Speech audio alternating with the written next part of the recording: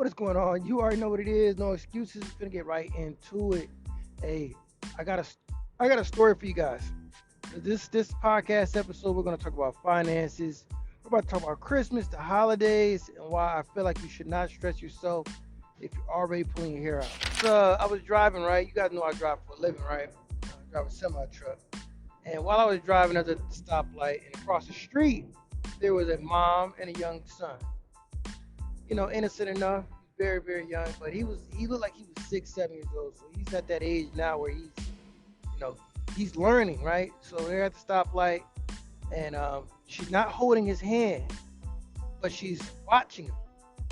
She is watching him, and so it now gets to a point where she's teaching him, hey, you have to push this button.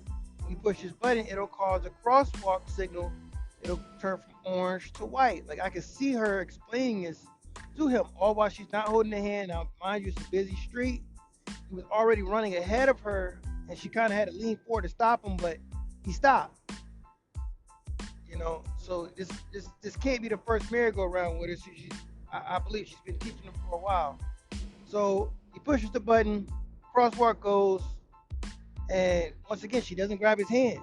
She allows him to walk across the street. Mom's right next to him, and they make it completely across the street. And I use that story, and I thought about it.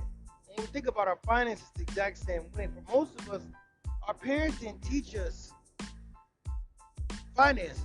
They didn't teach us how to balance a checkbook. They didn't teach us how to, uh, create a budget. They didn't teach us what loans were. Of course, there got to be some parents out there that have, but for the majority of us, we're all in that boat.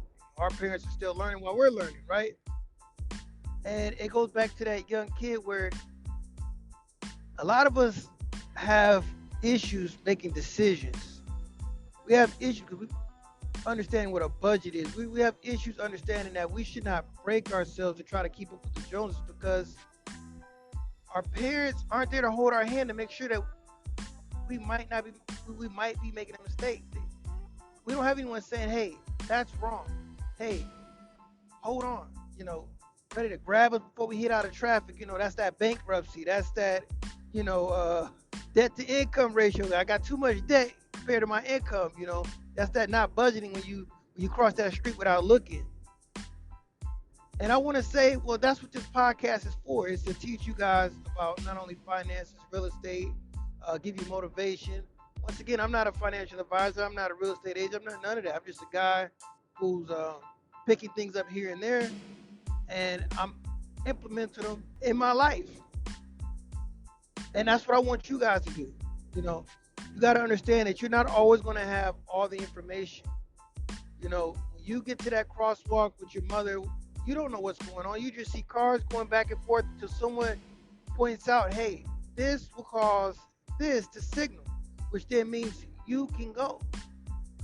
But you also have that in the back of your head. You can still go, but there could be a car that still hits you. It's always that chance. There's a risk when you cross that street. Like, understand mentoring and guidance and finding resources to help you make a decision will always be key to life, I believe, especially in your finances. Not only that, I want to just go ahead and transition into the biggest thing. Of course, the holidays are coming up. We just had Thanksgiving. You guys celebrate all those holidays like I do. I know it's getting expensive. And for most of you who don't know, man, there's a borderline recession coming. People are suggesting that. Interest rates are going up. Of course, food is going up. Inflation is going up.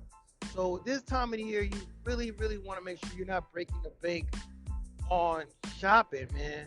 I just want you to understand it because we don't know what's going to happen next year.